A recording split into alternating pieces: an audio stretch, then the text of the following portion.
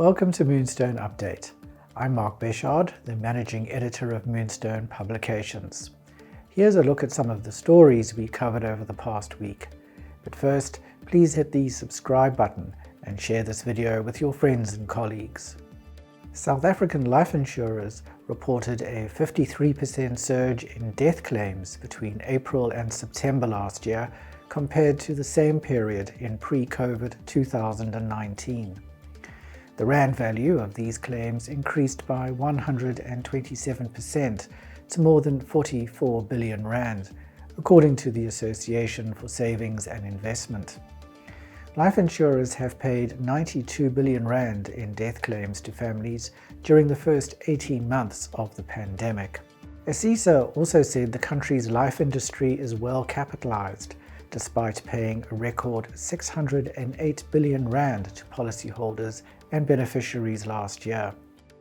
The industry's ratio of free assets to the solvency capital requirements reduced marginally from 2019 to 2021. ASISA said this pointed to the resilience of the long-term insurance industry amid the COVID pandemic. Sunlam has called for more rational pricing of group risk policies, saying the market has been consistently underpricing premiums for pandemics. Presenting the group's annual results, CEO Paul Hanratty said that excess mortality claims in the group risk business really hurt Sanlam far more than in the individual risk business. Sunlam paid out mortality claims of 22 billion rand last year, 76% higher than in 2020. Higher mortality claims also knocked Momentum Metropolitan's interim operating profit, declining by 12%. The group recorded net mortality losses of more than 370 million rand following the release of provisions. However, investment returns jumped by more than 500%, contributing to a 51% increase in the group's normalized headline earnings. Old Mutual doubled its profits last year, despite the negative impact of COVID-19 related death claims. The group's retail segments paid some 13 billion rand in claims linked to the pandemic.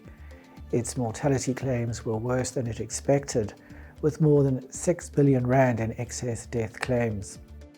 After raising additional provisions in the second half of 2021, the group has almost 3 billion rand for future COVID-related mortality claims. A new code of practice reaffirms employers' right to introduce vaccine mandates and tightens the grounds on which employees may refuse to be vaccinated. The code was gazetted by the Minister of Employment and Labour and is set to replace the existing COVID workplace rules when the state of disaster is lifted. The code states that employers may require workers to disclose their vaccination status and produce vaccination certificates. In his weekly column, Paul Kruger looks at how the short-term insurance ombudsman approaches cases where the insurer believes a person involved in an accident was driving under the influence. Normally, an insurer would use evidence such as a blood or breathalyzer test when invoking the driving under the influence exclusion clause. Cases that have come before the Ombud provide guidance on what happens when the insurer turns to circumstantial evidence instead. That's all we have for this week. You can read these stories and many more on our website, moonstone.co.za. Until next time, here's wishing you all the best from the team at Moonstone Information Refinery.